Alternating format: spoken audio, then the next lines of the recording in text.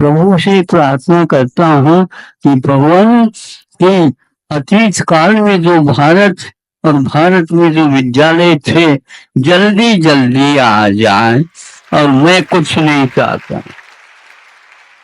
अभी यही प्रार्थना तो मैं कर सकता हूँ भगवान से, और यह भी और विशेष रूप से भगवान से निवेदन करता हूँ, यह जो अभिभावक हैं इन बच्चों के, होनहार बच्चों के, इनके लिए भी थोड़ी सी अच्छी बुद्धि आ जाए भगवान, अन्यथा न समझे, क्योंकि वो लोग कुछ भी नहीं सोच रहे हैं।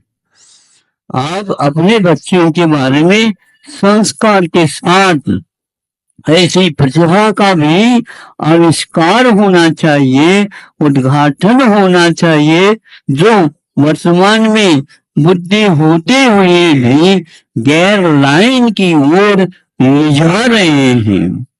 बच्चों की स्थिति बहुत गड़बड़ है, क्योंकि कर्म का उदय एक ऐसा है, लेकिन कर्म की उदय और उदीरना में बहुत अंतर है। हम ऐसे आचरण भी कर रहे हैं, हमारे उस आचरण के कारण बच्चों को भी उसका भोग उपभोग करना पड़ रहा है। उनको इसलिए कष्ट होता होगा, द्रव्य मिला, क्षेत्र मिला, काल मिला, सब कुछ मिला, किंतु भाव की उत्पत्ति में माता पिताओं का, साथी संगाती का, संगति का जो हमें मिलना चाहिए था, उसका मिलान करना चाहिए था, वो नहीं मिल पा रहा। क्योंकि जब कभी भी संस्कार पढ़ते हैं, वर्षों के बाद वे संस्कार धुलते हैं, एक बार में नहीं भूल सकता। ये कैसे संस्कार होता है, तो सभी लोगों के लिए खीर परोस दिया गया है, और कहा आप खूब खा लो खीर, तो सब लोग जो है खूब भूख लगी थी, खीर खाने के लिए बैठ गए, और कहा आप चालू कर दो। जब चालू कर दिया तो खीर खा लिया, मुंह में गया, सब कुछ ठीक था, बढ़िया था, लेकिन क्या भूल करके मुठा में जो छोंक डालना था वह खीर में डाल दिया गया। अब क्या करो, बोलो क्या खा रहे हो? हम खीर तो खा रहे हैं, किंतु आगे तो बोलो, आगे क्या बोले हम? निमंत्रण से आए, दोबारा कोई निमंत्रण नहीं दे तो हमारा क्या होगा? बोले क्या होगा? जब उन्होंने स्वाद लिया तो नहीं, ये तो गड़बड़ हो गया। क्या गड़बड़ हो गया हो, क्या डाला था, कैसे कैसे डाला था? बिल्कुल ठीक डाला था, जो आपने बताया था वही बताया। क्या क्या डाला था दिखाओ, कौन सा पद कहाँ पर रखा, देखो तो दिखा दिया। अरे इसमें जो कस्तूरी का स्वाद आना चाहिए था, है तो कस्तूरी, और अच्छी गुणवत्तापूर्ण कस्तूरी है, किंतु वो डिब्बा जो रखा गया था लाते तो हिंगड़े के संस्कार था। हिंगड़ा समझते हो? तो वहां वही स्वाद आएगा। कस्तूरी की कीमत कितनी है? बहुत कीमत है। हिंगड़े का मूल्य कितना है आपको जानते हैं, लेकिन थोड़ा सा वह दोनों गंधदार हैं, लेकिन हिंगड़े का संस्कार वर्षों हो जाए तो भी वह संस्कार दूर नहीं हो पाता। इसलिए आप लोग अपने बच्चों के ऊपर ऐसे हिंगड़े का संस्कार मत डालो, वो कस्तूरी के योग्य है। हाँ, लेकिन ये ध्यान रखना वह कभी भी उद्घाटित नहीं हो सकेगा। इसलिए भारत की दशा बहुत खराब है। न आलोचना करना चाहिए, न ही प्रशंसा करना चाहिए। सही दिशा की ओर इनके संस्कार डाले, ऐसा परिश्रम करना चाहिए।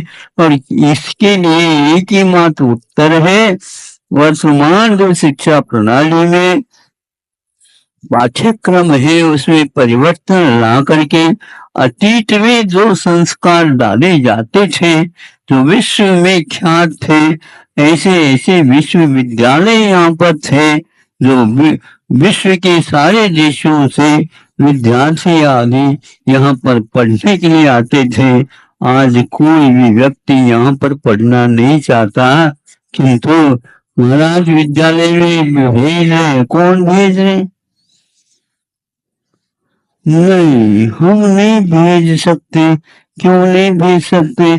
हम तो हम तो हम तो मतलब क्या, अलग स्टैंडर्ड रखता है। अब स्टैंडर्ड का अर्थ क्या, बस स्टैंड है क्या? क्या है बताओ, पता ही नहीं क्या है स्टैंडर्ड। भारत के स्टैंडर्ड आज वर्तमान में तुलना के लिए मिल ही नहीं सकता। क्या कहें हम, किस आधार पर कह सकते हैं? इसलिए इतना कहूंगा कि वहां सीता थी, ऐसे संस्कार राम की गलतियां हो सकती, किंतु सीता की गलती नहीं होती। फिर भी राम गलती ही करते जा रहे हैं, क्योंकि वह संबंध ही ऐसा हुआ है। अंत तक ये होती गई गलतियां दोनों पक्ष की तरफ से। इसलिए आप लोगों को आज वर्तमान में जो तकलीफ या बाधा आ रही है, बहुत ही विकट की बाधाएं हैं। मैं समझता हूँ इस समय माता पिताओं के लिए दोनों तरफ, एक तरफ खाई है और एक तरफ कुआं है, वह भी अंधकूप है, अंधेरा है, उसमें पानी है क्या नहीं पता नहीं लगता। ऐसी स्थिति में वो कैसे गृहस्थ आश्रम को चलाए और किस ढंग से बच्चों का पालन पोषण हो, ये सबसे विकट है। इसलिए इन लोगों को कहा है कि कुछ भी करो, आप लोगों ने अपने जीवन में जो संघर्ष के साथ अध्ययन किया, समझा, उसी प्रकार और भी समझना चाहता है, उसके लिए आप और इधर उधर रह देखो और इनको संस्कारित करके यथा योग्य मूल्यांकन यह जीवन का कर सके, ऐसा कार्य करो। तो वह करने में लगे हैं और यह निश्चित बात है कि आज कम समय में भी उनको अपने पुण्य के उदय में इस प्रकार का रूप मिला है और इसको आगे और बढ़ाना चाहिए। किंतु जब तक माँ की, पिताजी के संस्कार उस व्यक्ति को अपने योग्य नहीं मिलते, तब तक इन लोगों का भविष्य कभी सुधर नहीं सकता। सुधार के बाद भी वह झोंक बहुत बड़ा काम करता है, वह स्वाद अपना ही बता देता है। इसलिए आगे भी इनको इसी मर्यादा में रख करके, जैसे बीजों का संरक्षण किया जाता है, वैसे यह अंतिम क्षण तक इनका संस्कार बना रहे, ताकि अगले जीवन में यह एक एक बीज में सहस्र गुणी हो करके फल जाए, स्व और पर के कल्याण के लिए कारण बन जाए। पुराण पुरुषों की कथा अवश्य पढ़ना चाहिए और उनके पढ़ने के बाद अपने जीवन में आंशिक भी यदि ग्रहण होता है, वो अपने लिए जो अनंत काल से ग्रहण लगा हुआ है राहु केतु का, वह दूर हो सकता है और सूर्य की आभा, चंद्रमा की ज्योति हमारे सामने आ सकती है जिसमें हम अपने स्वरूप को देख सके। मैं जिनके लिए तरसा हर पल वो नए